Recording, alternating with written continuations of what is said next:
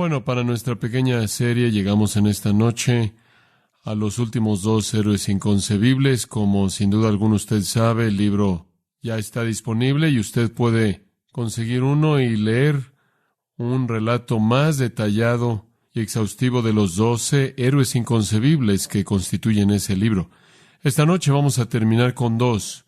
Uno, un nombre muy conocido, el nombre de Marcos, y el otro, un nombre no tan conocido, el nombre de Onésimo. Tienen vidas que interseccionan. Ambos fueron fugitivos. Sin embargo, a pesar de lo que hicieron al huir, el Señor rescató a ambos y los transformó de ser personas trágicas a personas triunfales. Como lo hace con todo pecador que Él salva, Dios buscó a Marcos y Dios buscó a Onésimo, y cuando los atrapó, Él convirtió sus fallas en fortalezas y sus fracasos en éxito inmenso. Quiero comenzar con Marcos y después pasaremos a Onésimo y le mostraré cómo sus vidas interseccionan conforme contamos la historia en esta noche. La mayoría de las veces, claro, realizamos una exposición de pasajes de las Escrituras y esto es un poco diferente, pero me encanta contar las historias que vienen como resultado de unir muchas Escrituras juntas y eso es lo que vamos a hacer en esta noche. El hombre que conocemos como Marcos realmente es Juan Marcos. Juan es un nombre judío y Marcos es un nombre gentil. Él es Juan Marcos. Nos es presentado en los Evangelios. De hecho, no se nos presenta sino hasta el capítulo 12 del libro de los Hechos. Y es el año 45, alrededor del año 45, en el primer siglo después de Cristo. Y el rey Herodes Agripa está persiguiendo a la iglesia. Él está persiguiendo a la iglesia porque él quiere ganarse el favor de las élites religiosas judías poderosas. Él es una especie de rey extranjero en la tierra de Israel, quien está ahí debido a que Roma le ha permitido estar ahí y tener una medida de poder. Y le sirve bien ganarse el favor de los judíos élite, quienes esencialmente están a cargo de la dirección religiosa del país, tienen la gran influencia religiosa y por lo tanto dominan al pueblo. Él es un gobernante impío y entonces él busca a la iglesia como objetivo para perseguirla y él comienza en el punto más elevado, en la cima. Su primer objetivo es el hermano del apóstol Juan, un hombre llamado Jacobo. Él se concentra en el primero al autorizar su ejecución pública y lo hace. Ejecuta a Jacobo para que todos lo vean. Cuando Herodes vio que esta acción agradó al pueblo judío cuyo favor él estaba buscando, él decidió dar otro paso y arrestar a Pedro. Y entonces él arresta a Pedro y lo encarcela con la misma intención que él tuvo para Jacobo. Y usted recuerda la historia de Pedro entonces, que fue arrestado y llevado a la prisión y escapó de manera milagrosa. El escape milagroso de Pedro de la prisión es conocido por todos nosotros y de nuevo usted podría ver el capítulo 12 del libro de los Hechos porque aquí es en donde vamos a retomar la historia. Pedro es arrestado, él es colocado en la prisión, él está en una celda, pero no tiene la libertad de moverse en la celda, él está encadenado en la celda y él es supervisado las 24 horas por un escuadrón de soldados romanos que se están asegurando de que nadie entre y lo libere, y él, mediante algún medio o mediante alguna ayuda externa, puede escapar. Para asegurarse de que no se pierda, él duerme, esto es Pedro, entre dos guardias. Todo esto para decir que él está lo más seguro posible. Todos esos elementos, no obstante, son inútiles si Dios quiere que Pedro sea liberado. Y así fue. Y entonces, mediante un mandato del cielo, y retomamos la historia, esto es Hechos 12, versículo 7, aquí, un ángel del Señor se puso de pie junto a él y una luz brilló en la prisión. Y el ángel tocó a Pedro en el lado y lo levantó diciendo, levántate rápidamente. Y sus cadenas se cayeron de sus manos. Y después el ángel le dijo, cíñete, esto es, colócate la túnica y el cinto y ata tus sandalias. Y entonces lo hizo. Él le dijo, ponte tu vestimenta exterior y sígueme. Entonces él salió y le siguió y no supo que lo que fue hecho por el ángel fue real, sino que pensó que estaba viendo una visión. Cuando pasaron la primera y la segunda guardias, llegaron a la puerta de hierro que lleva a la ciudad, la cual se abrió por sí sola, y salieron y entraron por una calle. Inmediatamente el ángel partió de él. Y así termina el versículo 10. Ahora Pedro se encuentra a sí mismo de pie en la calle solo. El ángel se fue y la visión está comenzando a desvanecerse y él se da cuenta de que él de hecho está libre. La realidad de lo que estaba sucediendo comienza a ser entendida por él. Él se halla a sí mismo de pie en la calle. ¿Qué es lo que va a hacer? El primer pensamiento que viene a su mente es acudir a un hogar muy conocido en la ciudad de Jerusalén, en donde algunos creyentes bien conocidos vivían. Son conocidos por él por razones obvias, y él decide ir a su casa. Había sido un hogar en donde él había estado en otras ocasiones.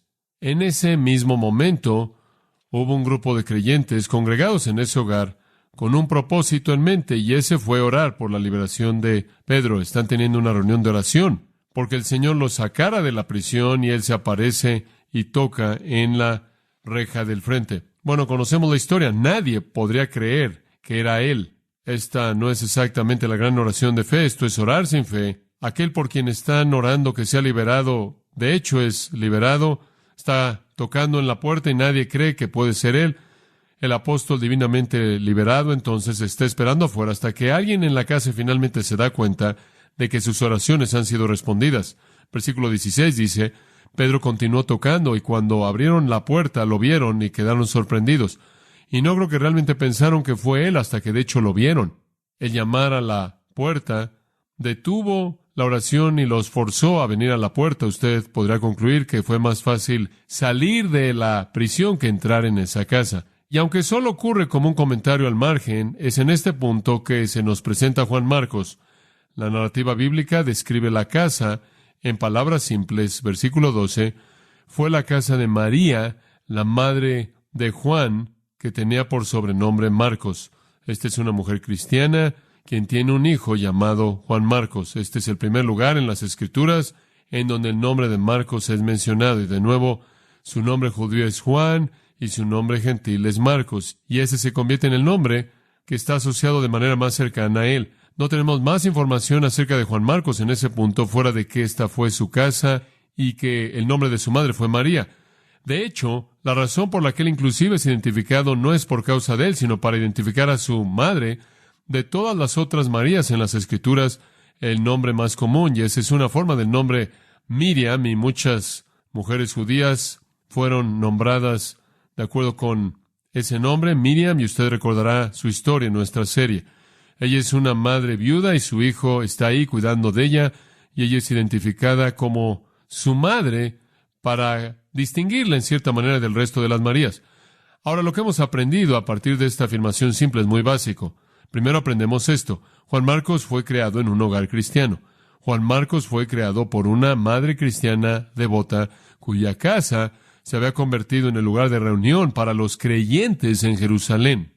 Quizás como Timoteo, quien fue instruido en la fe por su madre Eunice, según 2 de Timoteo 1:5.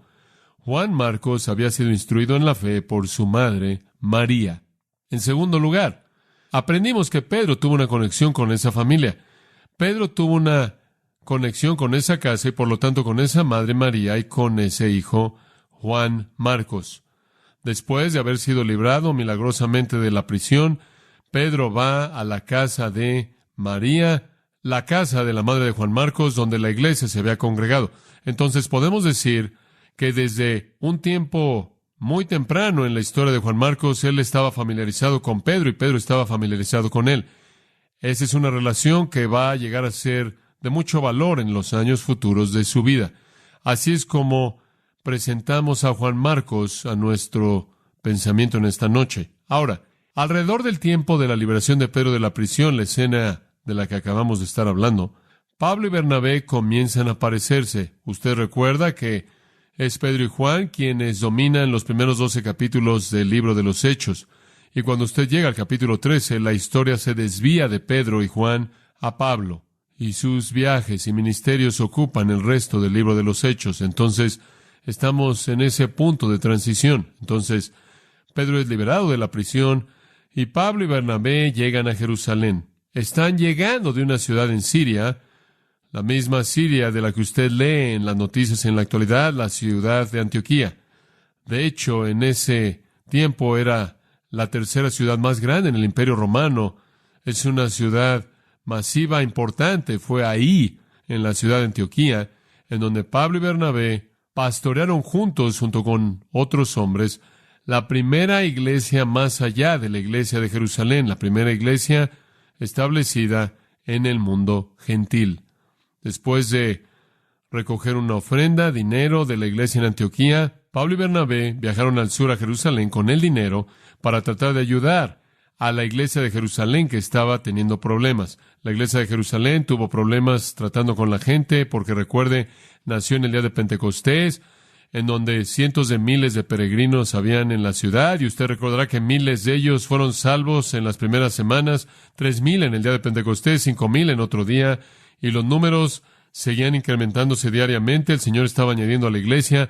Hay decenas de miles de creyentes ahora que han venido a Cristo en Jerusalén, que han venido de otros países y no han regresado porque solo hay una iglesia, y entonces se quedan.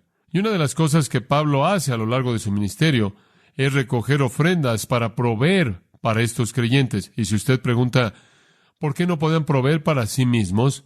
Usted tiene que entender que los judíos en la ciudad de Jerusalén menospreciaban a la iglesia y buscaron perseguir a la iglesia, y Herodes estaba persiguiendo a la iglesia, y los romanos odiaban a la iglesia porque era una representación del que habían ejecutado, el Señor Jesucristo. El hecho de que ellos se integraran en la sociedad fue un desafío muy difícil, y entonces necesitaban ser cuidados. Entonces Pablo y Bernabé vienen con una ofrenda.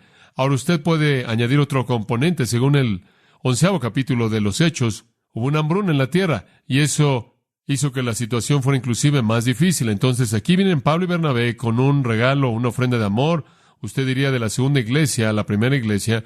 Una vez que su entrega se completó, Pablo y Bernabé iban a regresar a Antioquía. No obstante, decidieron que no regresarían solos.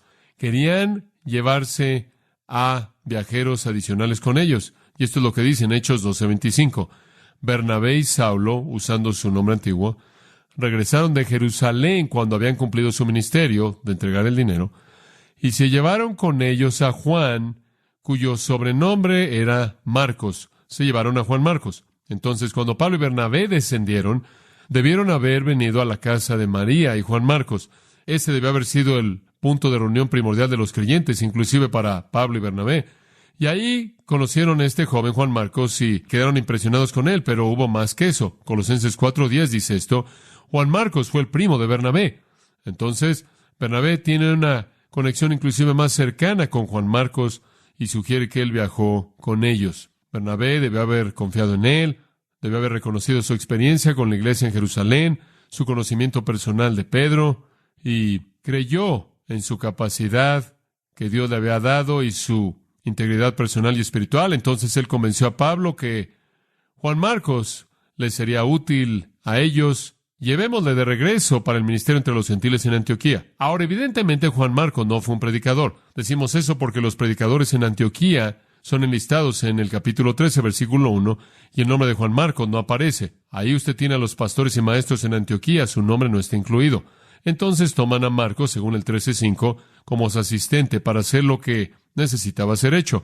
Él, en cierta manera, es su secretario, él se encarga de todo, él va a hacer lo que necesiten y asistirlos y ayudarles conforme se preparan para regresar a Antioquía y predicar el Evangelio ahí y a cualquier otro lugar al que tengan que ir. Ahora ellos inician un ministerio una vez que regresan en Asia Menor. Van al oeste a Asia Menor y el ministerio es el comienzo de los grandes viajes paulinos. Enfrentan dificultad tremenda. Cuando llegan a su primer destino, el cual es una isla llamada Pafos, P-A-F-O-S, se encuentran con un hechicero llamado Elimas.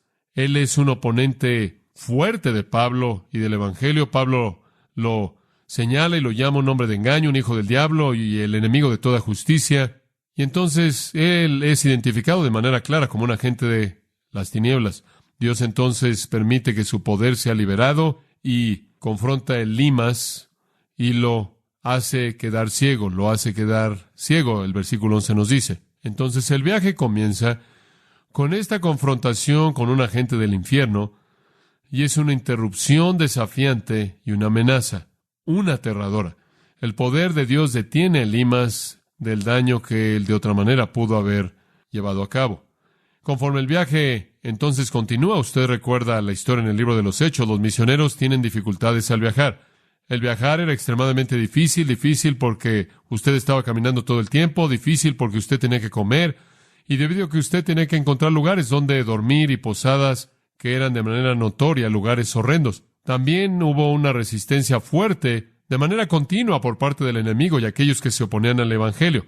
Al mismo tiempo, en Gálatas 4 leemos que el apóstol Pablo contrae una enfermedad muy seria. Algunos han sugerido que bien pudo haber sido malaria, y eso sucedió poco después de que dejó Pafos. Y esto complica la naturaleza ardua de la naturaleza física del viaje y añade a los desafíos de la oposición que habrían enfrentado a lo largo del viaje. Bueno, usted recuerda lo que sucedió. Juan Marcos simplemente no podía seguir. Dejó sin ánimo a Juan Marcos. Y en Hechos 13:13, él ya se cansó. Y entonces él decide que él va a abandonar la misión. Se acabó, esto es demasiado para él. Leemos, ahora Pablo y sus compañeros se prepararon para salir de Pafos, llegaron a Perge en Panfilia, pero Juan Marcos los dejó y regresó a Jerusalén. Él deserta. Así de simple. Él está abrumado por la posición, él está abrumado por los desafíos físicos, él teme el resultado, él tiene una especie de ataque de pánico, y él busca una manera de regresar hasta su mamá en Jerusalén, regresar hasta la casa de su madre. Él no parte hacia Antioquía, él no va hacia la iglesia, a donde él había ido a servir, sino acude a su madre y a su hogar en Jerusalén. No hay excusa para la cobardía de Marcos, y ese hecho ciertamente es confirmado en el resto de la historia, en Hechos 15. No había excusa para su cobardía. Fue mero temor y una falta de confianza en el poder y el propósito de Dios. Varios años entonces pasan y Pablo y Bernabé terminan ese viaje y deciden, después de regresar a Antioquía, salir en otro viaje. Alrededor de 50 años después de la conexión original con Juan Marcos, nos encontramos aquí. Conforme comienzan a discutir su segundo viaje en Hechos 15, esto es lo que leemos comenzando en el versículo 36. Después de algunos días, Pablo le dijo a Bernabé, regresemos, tomemos un segundo viaje y visitemos a los hermanos en toda ciudad en la que proclamamos la palabra del Señor y veamos cómo están. Regresemos y fortalezcamos a las iglesias. En otras palabras, Bernabé quería llevarse a Juan, llamado Marcos, también junto con ellos. Él todavía cree en su primo joven, pero Pablo siguió insistiendo en que no debían llevarlo con ellos, aquel que los había desertado en Panfilia y no había ido con ellos a la obra. Pablo lo vio como un desertor. Bernabé lo vio como un hombre útil y estaba dispuesto a darle otra oportunidad. Ocurrió un desacuerdo tan fuerte que se separaron el uno del otro. Eso es realmente triste.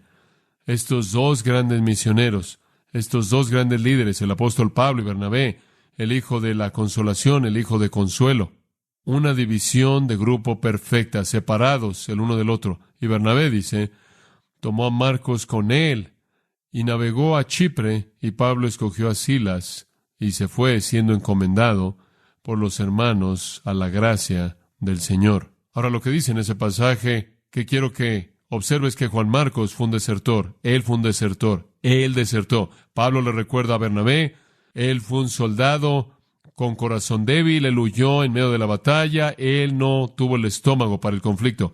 Bernabé, por otro lado, motivado por el afecto familiar, quiere darle otra oportunidad.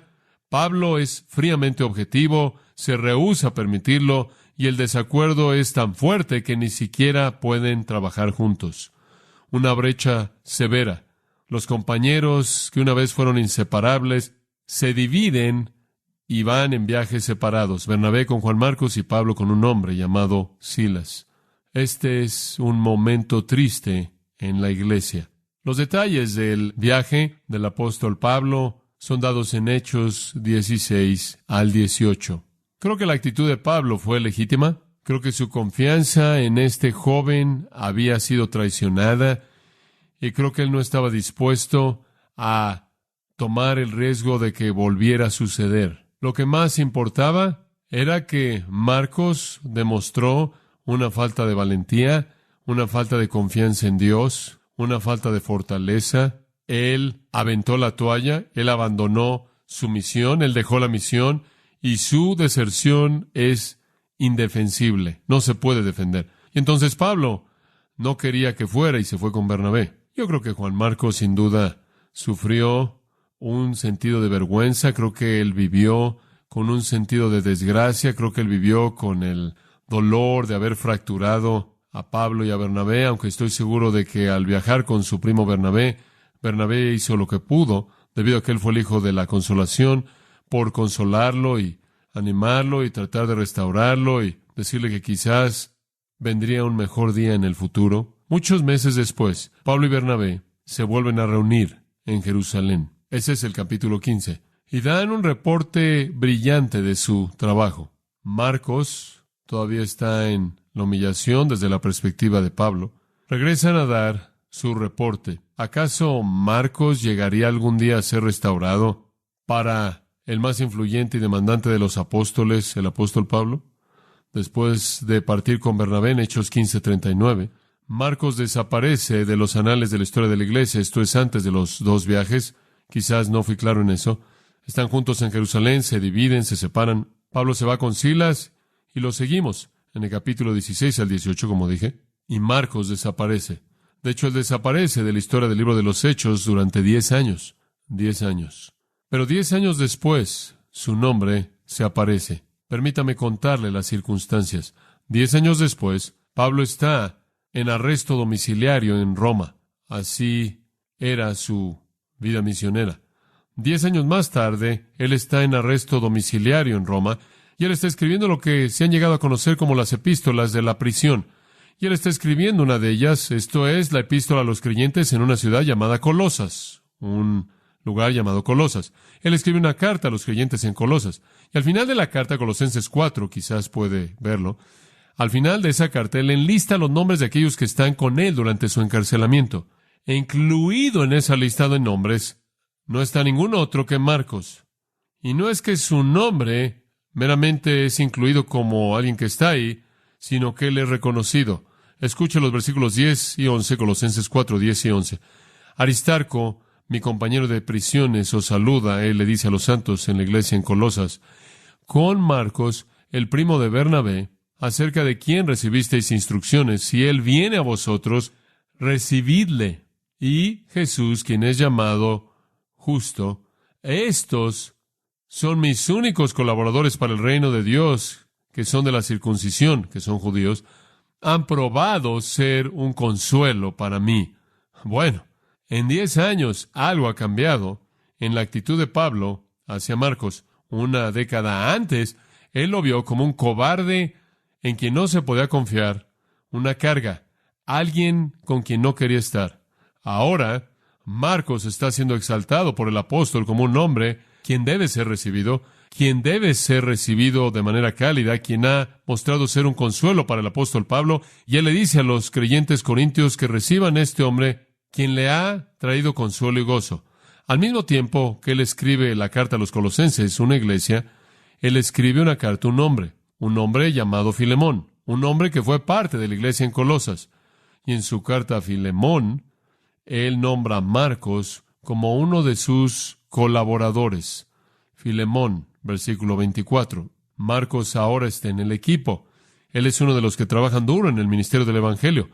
Entonces, el que en una ocasión fue un desertor, ahora es una parte honorable de la operación ministerial de Pablo. Estas son buenas noticias de la restauración, ¿no es cierto? Del perdón, de la utilidad. Media docena de años después de eso, ahora estamos, digamos, alrededor del 67 después de Cristo, Pablo es encarcelado una segunda vez en Roma, y esta es la última vez. Él será ejecutado, él sabe que el martirio es inevitable, y él escribe su última carta desde Roma durante su segundo encarcelamiento, una última epístola inspirada. Y él abre su corazón, él está dispuesto a ir, él ha corrido, la carrera ha terminado, la carrera él ha guardado, la fe está listo para recibir su recompensa celestial, pero él hace esta despedida maravillosa final en 2 Timoteo 4, 9 al 11. Y él tiene una petición. Este es el fin de la carrera para él. Y entonces le dice a Timoteo, comenzando en el versículo 9 de 2 Timoteo 4, procura venir a mí pronto, porque Demas me ha dejado habiendo amado este mundo presente. Eso debió haber sido un dolor de corazón inmenso, habiendo amado este mundo actual. Se ha ido buscando los sonidos y las vistas de Tesalónica. Crescente se ha ido a Galacia, aparentemente por motivos de ministerio. Tito se ha ido a Dalmacia, solo Lucas está conmigo. Y después él dice esto: trae por favor, Timoteo, a Marcos contigo, porque me es útil para el ministerio. Esta es una de las grandes historias de la restauración y recuperación en el ministerio. Pablo una vez más ha sido lastimado y herido por la deserción de uno de sus compañeros, un hombre llamado Demas, quien lo abandonó por la comodidad mundana y los deseos mundanos. Crescente y Tito no son desertores, pero se han ido para cumplir con responsabilidades ministeriales y solo Lucas está con él ahí en Roma. Y él estuvo con Pablo mucho. Él fue su médico personal y su historiador personal, podría añadir. Y entonces Pablo le pide a Timoteo, por favor, cuando vengas, recoge a Marcos. Y entonces Marcos estuvo con él en su primer encarcelamiento en Roma, y fue tal consuelo y tal gozo para él que lo quería de regreso en su segundo y último encarcelamiento al final de su vida gloriosa. Él quería volver a ver a Marcos. El apóstol, quien en una ocasión lo rechazó como un compañero de viaje, lo escoge ahora para que esté con él como su compañero en sus últimos días sobre la tierra. Él no solo es otro con quien Pablo quiere estar, él es uno por encima de los demás con quien Pablo quiere pasar sus días finales. ¿Qué cambió a Marcos? ¿Qué le sucedió? ¿Qué lo transformó de ser un cobarde espiritual y un desertor a ser el más amado y valorado de los colaboradores de Pablo? Le voy a decir lo que lo cambió. No fue un qué, fue un quién. Marcos tuvo una amistad con otra persona muy poderosa, otro predicador apostólico prominente llamado Pedro. Ya le dijimos que Pedro conoció a Marcos, él conoció la casa de Marcos, él conoció a la madre de Marcos, él conoció a Juan Marcos, y le voy a decir esto: si alguien podía enseñarle a usted lecciones acerca de deserción y restauración, sería Pedro, ¿no es cierto? Digo, él es el que enfrentó la deserción más monumental. Fue Pedro mismo quien fue restaurado después de negar al Señor muchas veces en 3 ocasiones separadas. Y resulta que fue Pedro quien tomó a Marcos bajo su hombro y lo discipuló en la fe. Dice usted, ¿cómo sabes eso? No nada más inventé esto del aire. Eso viene de la pluma misma de Pedro. Pedro escribe en 1 Pedro 5:13, la que está en Babilonia. Babilonia es un eufemismo para Roma, porque Roma es tan parecida a cómo fue Babilonia. La que está en Babilonia, elegida junto contigo, esto es la iglesia en Roma, te saluda y también os saluda, y también Marcos, mi, ¿qué? Hijo. 1 Pedro 5:13. Marcos no fue el hijo físico de Pedro, pero él se había convertido en su hijo en la fe. En los años de silencio, cuando no sabemos nada de Marcos, él estaba siendo discipulado por Pedro. Sin duda alguna, Marcos había venido a Cristo al oír predicar a Pedro, porque Pedro es el predicador a lo largo de los primeros capítulos de Hechos.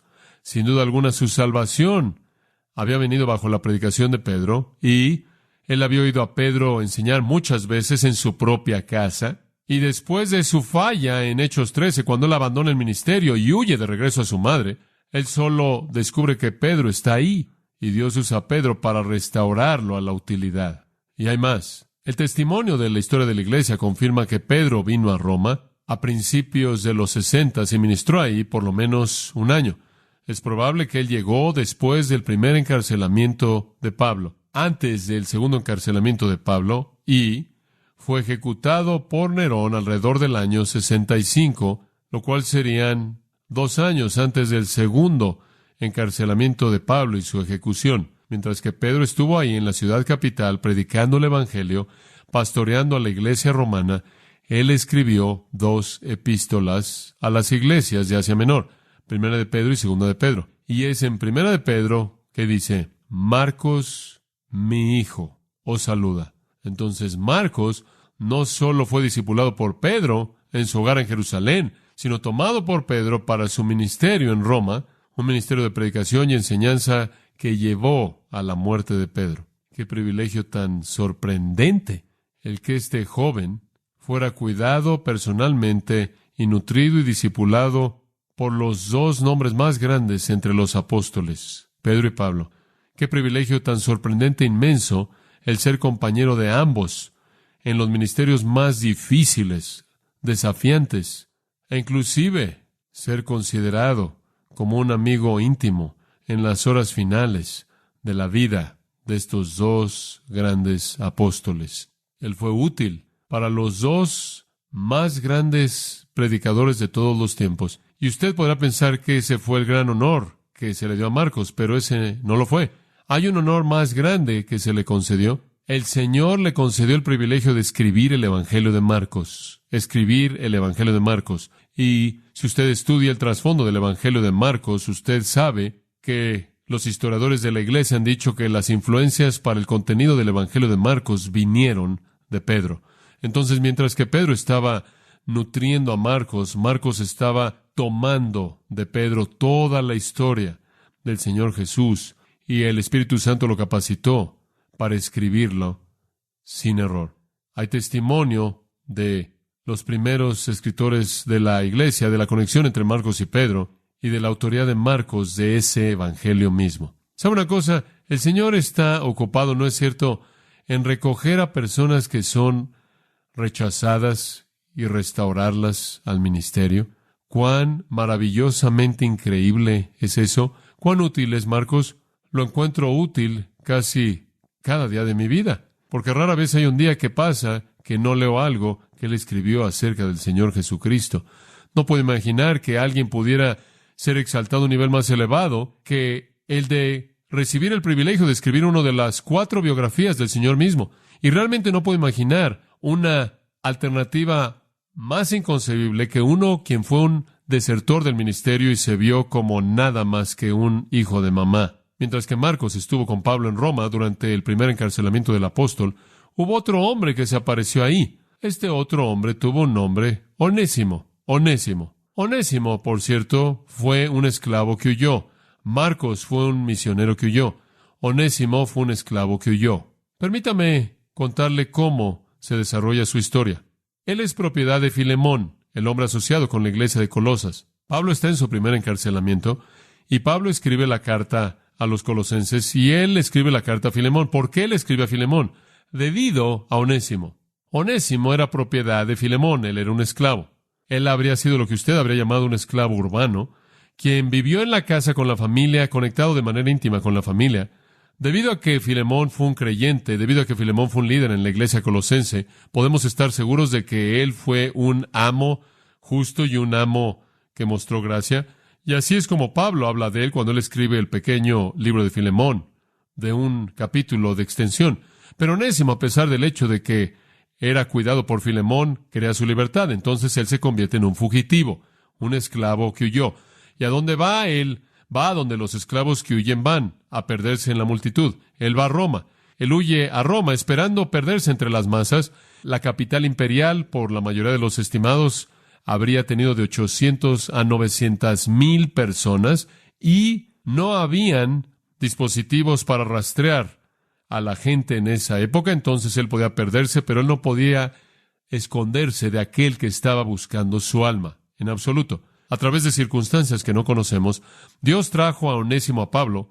No conozco las circunstancias. Creo que Onésimo había oído de Pablo por parte de la gente en la iglesia en Colosas. Creo que Onésimo había oído a Filemón hablar de Pablo, este gran apóstol, quien estaba predicando por todo el mundo gentil. Él, de hecho, pudo haber oído a Pablo predicar, pero ciertamente oyó lo que Pablo dijo y le fue reiterado a él por Filemón. Y la familia de Filemón fueron creyentes, su esposa y su hijo son identificados por nombre como creyentes. Entonces, quizás cuando él estuvo en Roma y comenzó a ver el caos de su propia vida, quizás él buscó a los creyentes, y él quizás habrá conocido de algunos creyentes romanos porque él fue un esclavo en la casa de un creyente tan prominente. Fueran cuales fueran las circunstancias, él encuentra su camino ciertamente por el poder del Espíritu de Dios hasta llegar a Pablo y él es salvado. Onésimo es salvado. Su nombre, es interesante decirlo, significa útil. Y él rápidamente se volvió útil para Pablo. Filemón 2:16, esos dos versículos, Pablo describe cuán útil es él, cuán gran estudiante es él, un estudiante dispuesto a aprender. Versículos 11 y 13, él sirve a Pablo en su encarcelamiento. Él cuida de Pablo. Entonces aquí está este esclavo fugitivo quien ha venido a Cristo y está sirviendo a Pablo. Sirviendo a Pablo. Recuerde, Marcos está también ahí. Entonces Onésimo y Marcos están juntos siendo útiles sirviendo a Pablo. Uno un misionero fugitivo, el otro un esclavo fugitivo. Pero debido a que él fue un fugitivo, él había cometido un crimen. Era culpable de un crimen serio y a los ojos del sistema de justicia romano, ese crimen necesitaba ser pagado o rectificado. Él había defraudado a su amo de sus servicios. Él bien pudo haberle robado dinero cuando se fue. Pablo sabe que tiene que regresar y entonces él escribe la carta a Filemón para decirle a Filemón que lo reciba, que lo acepte de regreso. De eso trata esa carta. En la carta es muy claro que Pablo podía mantenerlo porque él es tan útil, pero él quiere que haga lo correcto. Él quiere que Filemón lo perdone, lo reciba y lo restaure. El apóstol envía a un hombre llamado Tíquico para entregar la carta a la iglesia colosense, para entregar la carta a Filemón, y envía con Tíquico a Onésimo, un hermano fiel y amado, quien ahora es uno de vosotros. Entonces juntos Tíquico y este esclavo fugitivo se dirigen a Colosas en la misión vital de entregar estas dos cartas inspiradas. En Filemón, Pablo dice, este es un sacrificio enorme para mí, enviar a Onésimo de regreso. Él sabe que él podía ser castigado por la muerte, la ley romana permitía eso. Él podía ser etiquetado con un fugitivus en su frente de por vida, él podía ser severamente golpeado y de manera justificada. Los esclavos eran tratados de manera muy dura, con un trato extremadamente duro que era permitido en contra de los esclavos por esta razón prevaleciente. Había temor en el mundo romano de un levantamiento de esclavos, y para mitigar eso, castigaban a los esclavos fugitivos, y los castigaban de manera muy severa, muy severa. Filemón fue un creyente verdadero, un amigo amado, y un creyente. Él había sido una parte familiar de la familia, y entonces aquí está la apelación. Permítame tan solo leérsela en Filemón. Por tanto, aunque podrás ser muy valiente en Cristo, demandarte lo que es apropiado, sin embargo, por causa del amor, prefiero apelar a ti, siendo Pablo, el anciano y ahora también prisionero de Jesucristo, apelo a ti por mi hijo Onésimo, a quien he engendrado mientras que he estado en mis cadenas, esto es, lo llevó al Evangelio y a la salvación, quien antes te fue inútil, pero ahora te es útil a ti y a mí. Lo estoy enviando de regreso. Tú, por tanto, recíbele. Esto es mi propio corazón, a quien quiero mantener conmigo. Es como enviarte mi corazón. Así es cuánto amo yo a este hombre. ¿Sabe una cosa? Pablo tuvo una capacidad inmensa de amar a la gente que lo servía, incluyendo a Marcos. Quería que estuviera ahí al final mismo de su vida, incluyendo a este esclavo fugitivo. Él me ministra en mis cadenas por el Evangelio, pero sin tu consentimiento no quería hacer nada, para que tu obra buena no fuera por obligación, por así decirlo, sino voluntaria, porque quizás Él ha partido por un tiempo con este propósito para que lo recibas para siempre. En otras palabras, quizás Él huyó, ciertamente huyó en la providencia de Dios para ser salvo, para que fuera enviado a ti. Ya no como esclavo, sino más que esclavo, como un hermano amado, especialmente para mí, pero cuanto más para ti, tanto en la carne y en el Señor. Si entonces me consideras como colaborador, recíbelo como me recibirías a mí. Si Él te ha hecho mal o te debe algo, ponlo en mi cuenta. Pon eso en mi cuenta. ¿Cómo respondió Filemón esto? Bueno, la historia de la iglesia nos indica que él respondió como usted esperaría que respondiera, con perdón y amor y restauración completa. Un comentario al margen de eso. Alrededor del 110 después de Cristo, uno de los primeros líderes cristianos, bien conocido por todos los historiadores de la iglesia, llamado Ignacio, el obispo de Antioquía, escribió una carta. Y en el 110 él escribió esta carta a Éfeso. En esa carta él se dirigió al pastor de la iglesia en Éfeso múltiples veces, vez tras vez en esa carta. Y él dice, el hombre al que él está dirigiéndose, el pastor de la iglesia en Éfeso, es un hombre llamado Onésimo. Onésimo.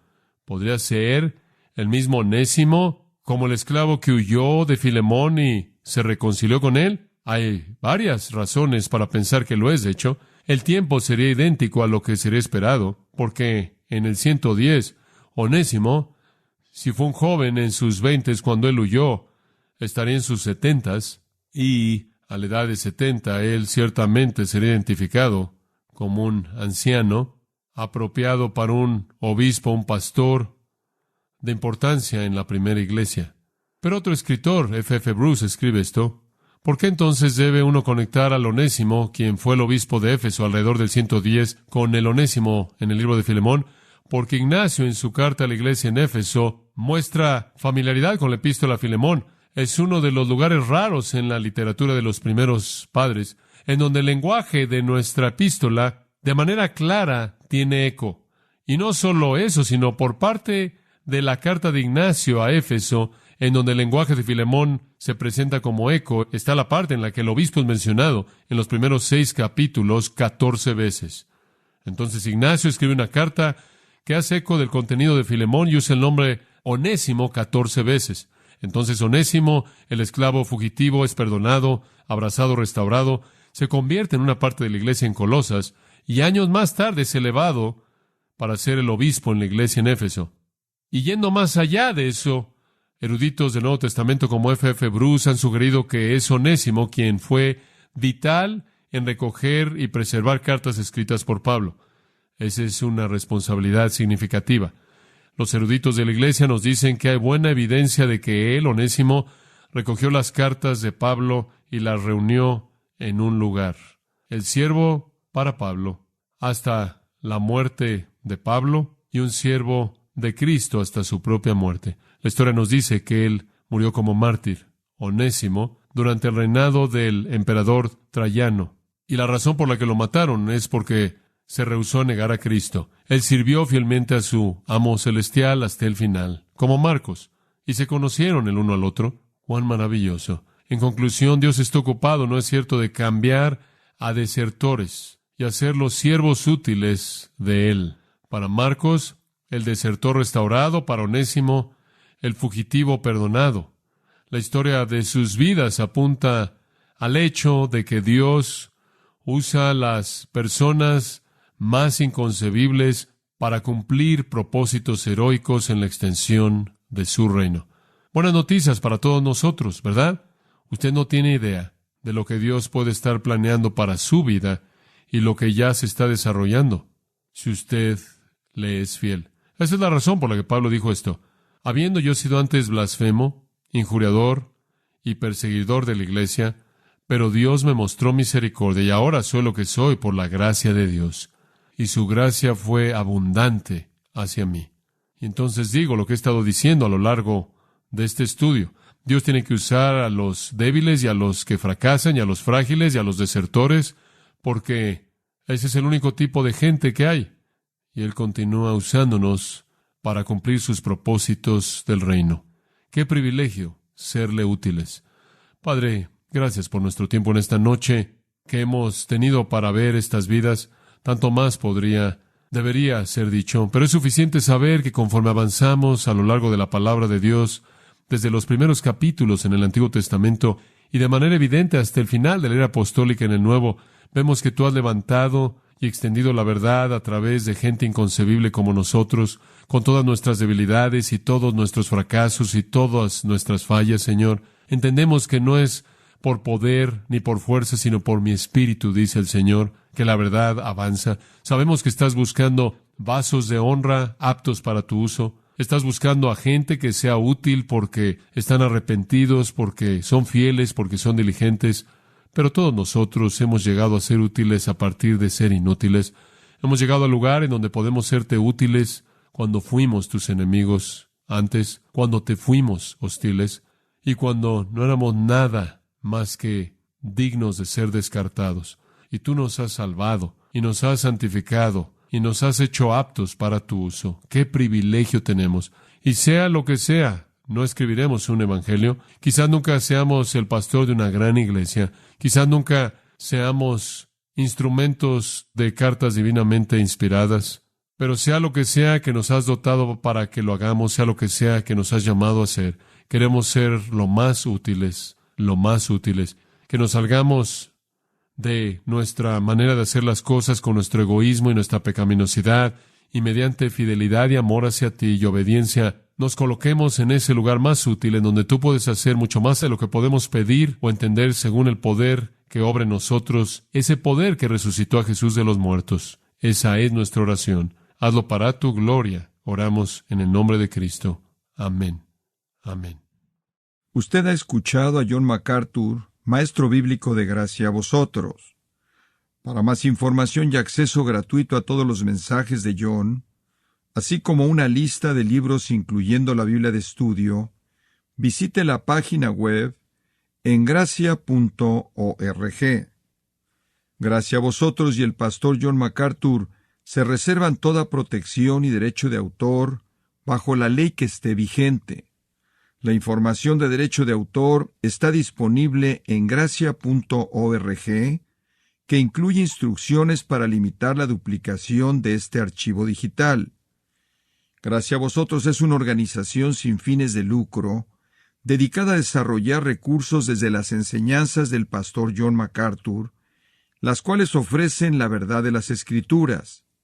Por otra parte, su apoyo en oración y sus donaciones al ministerio nos ayudan a lograr este propósito para equipar a miles de personas de habla hispana.